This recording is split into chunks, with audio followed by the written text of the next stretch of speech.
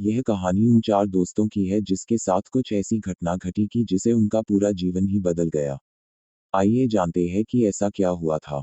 मुंबई शहर की रहने वाली प्रिया शर्मा अपने दोस्तों के साथ रवि, साहिल और विजय के साथ शिमला जाने का प्लान बनाया। वो सब शिमला जाने के लिए बस में बैठ गए। कुछ ही देर में प्रिया सो गई। अचानक प्रिया की नींद खुल गई तो उसने देखा कि बस में कोई नहीं था। बस का ड्राइवर भी नहीं था। बस अपने आप ही चल रही थी। उनके सारे दोस्तों भी बस में नहीं थे। यह सब देखकर डर के मारे प्रिया जोर जोर से चिल्लाने लगी। अचानक उसे लगा कि कोई उसके पीछे खड़ा है। जब उसने पीछे मुड़कर देखा तो वहां एक स्त्री बैठी हुई थी। उस स्त्री का चेहरा जला हुआ था, ऐसा लग रहा था कि किसने उसके चेहरे पर एसिड फेंका हो। ऐसा भयंकर चेहरा देखकर प्रिया ने चिल्लाना शुरू कर दिया, बचाओ, बचाओ, बचाओ। और अचानक प्रिया की नींद उड़ गई। वो एकदम डरी हुई और पसीने से पूरी भीग गई थी। पास में बैठे हुए विजय ने पानी की बोतल दी और बोला, शायद तुम्हें कोई सपना देखा होगा। थोड़ी ही देर में सब शिमला पहुंच गए और एक होटल पर रात बिताने के लिए गए। दूसरे दिन वो सब साथ में मिलकर होटल के पास वाले पहाड़ पे घूमने जाने का नक्की किया। करीबन आधे घंटे में वो सब पहाड़ की सबसे ऊंची शिखर पर पहुंच गए। वहीं से नीचे देखने पर घने लीलेछम पेड़ पौधे काफी सुंदर दिख रहे थे। अचानक साहिल चौंक गया और बोला, नीचे देखो, कोई खड़ा है, लगता है कोई स्त्री है। विजय और रवि भी देखने लगे लेकिन उन्हें कोई दिख नहीं रहा था। और बोले, तू पागल हो गया है क्या, इस घने जंगल में कोई स्त्री कैसे आ सकती है।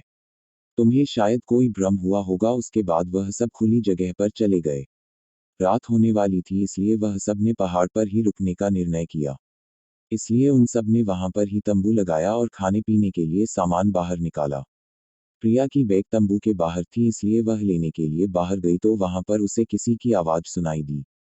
प्रिया उस आवाज की ओर अपनी नजर घुमाती है तो उन्हें सामने से कोई तीन आदमी आते हुए दिख रहे थे।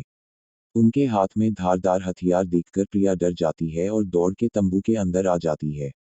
उसने अपने दोस्तों से भी यह बात की लेकिन कोई उसकी बातों पर विश्वास नहीं कर रहे थे।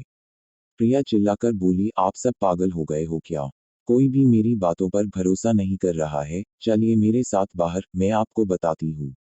वो सभी बाहर आके शिखर की टोच से नीचे देखने लगते हैं। उतने में ही उन सभी को लगता है कि कोई तीन लोग उनकी ओर बढ़ रहे हैं। यह सब देखकर वो सभी डर जाते हैं और तुरंत ही अपना अपना सामान समेटने लगते हैं और बड़े से पत्थर के पीछे जाके छुप जाते हैं। थोड़ी ही देर में वो सब ऊपर आ जाते हैं।